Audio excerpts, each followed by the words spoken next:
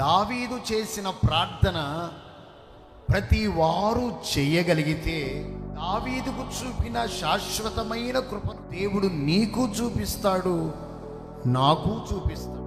ఆయన మనల్ని త్రోసివేసే దేవుడు కాడు. ఆయన మనల్ని ఒంటరిగా విడిచిపెట్టేవాడు కాడు.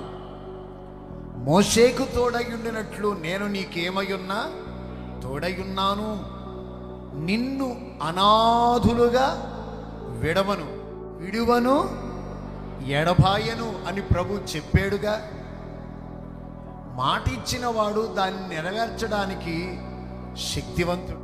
ఈ రాత్రి దేవుని సందుకొచ్చిన మీ అందరికీ ఒక శుభవర్తమానం ఏంటంటే, ఆయన రెక్కల నీడ మీ అందరికీ తోడుగా ఉండునుగా. గట్టిగా ఒక్కసారి హల్లెలూయా అని చెప్పండి.